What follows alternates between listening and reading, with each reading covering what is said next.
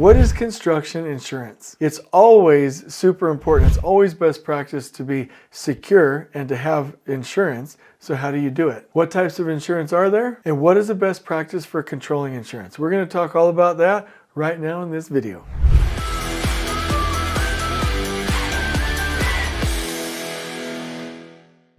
All right, so I'm going to tell you just a little bit of a story, which I hope you connect with because it's really fun. All throughout my career, I've been, as a superintendent in different phases of my career, setting up cranes. And right, we have the normal stuff, right?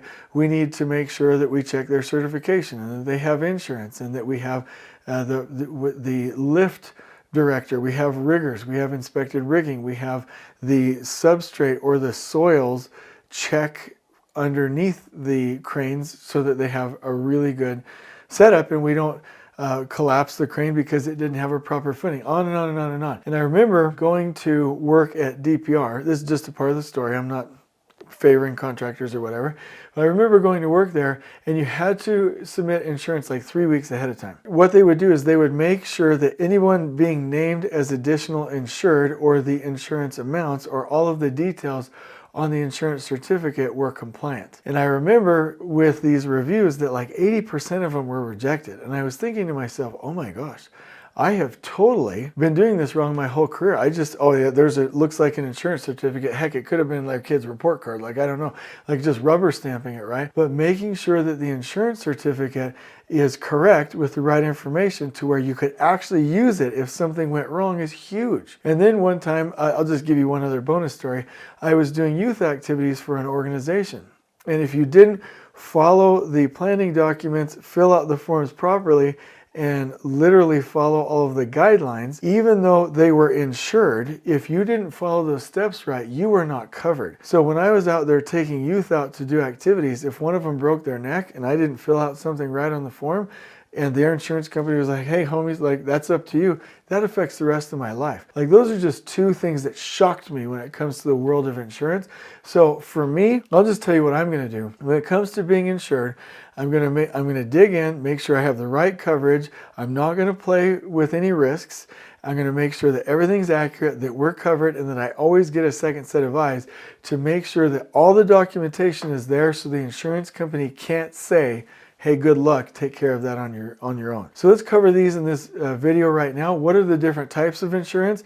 And then we'll give you some best practices. So let's talk about these one by one. Number one, builder's risk insurance. Builder's risk insurance, also known as all risk insurance, provides coverage for property damage and loss during a construction project. It typically covers risks such as fire, theft, vandalism, weather, and accidents. Builder's risk insurance protects the project owner, general contractor, and subcontractors, and lenders from financial risks resulting from damage to the project site, materials, equipment, and structures under construction.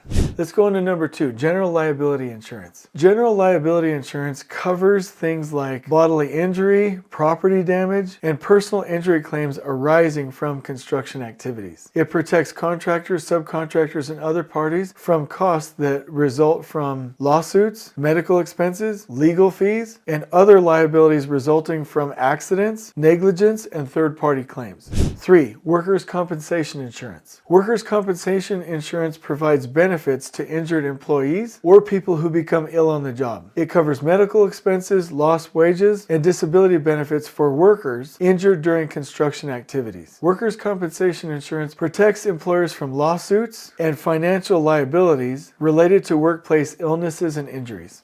Let's go on to number 4, professional liability insurance. Professional liability insurance, also known as errors and omissions, provides coverage for claims for professional negligence, errors, or omissions made by architects, engineers, consultants, or other professionals involved in the design and planning of a construction project. It protects from financial losses due to design errors, faulty specifications, or other professional mistakes that cause delays, defects, or disputes.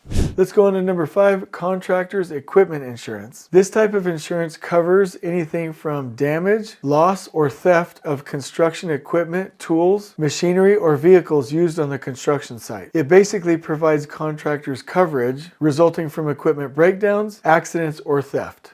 And then let's go to number 6, SDI or subcontractor default insurance. This type of insurance provides coverage if a subcontractor defaults, doesn't perform, or becomes insolvent. It protects owners, contractors, and lenders against delays, disruptions, and additional costs caused by a subcontractor's failure to perform their duties and meet their obligations. These types of insurance are the common ones that you'll find in construction, and you'll need most of them, right?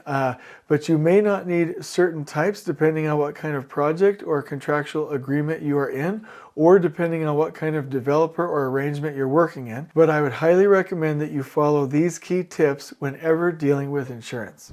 Number 1, understand insurance needs. What are you going to need? What kinds of insurance by type are you going to need for that project according to the risk and in the local region where you're building?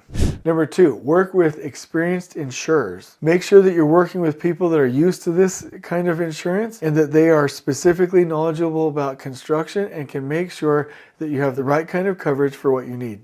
Number 3, review contractual requirements, and obviously you're going to meet them, so whatever is specified in the contract, you will have to provide.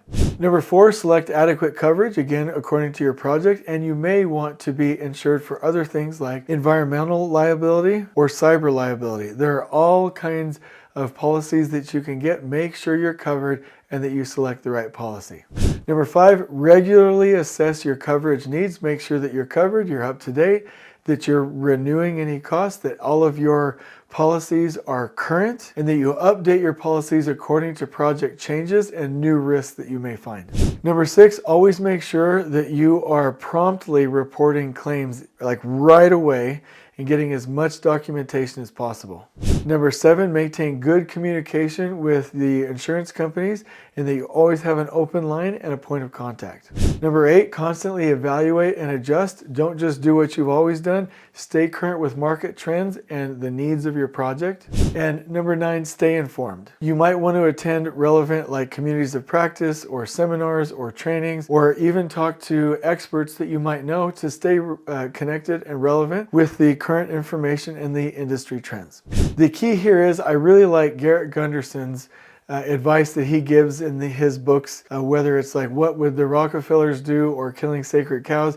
He says it's always a good practice to be overinsured. Yes, you might pay some more money, but you definitely don't want to go down if you have something happen. So just like my 2 examples with the crane and with those youth groups, you want to make sure that you know what you're doing, that you have the right information, that you know exactly what is being covered, that there isn't any foreseeable way that the insurance companies can deny your claims, and that you are covered if something goes wrong. So the key here is to dig in, and ask the right questions, know the right people, and have the right who's, WHOs, around you, including a reputable and reliable insurance company.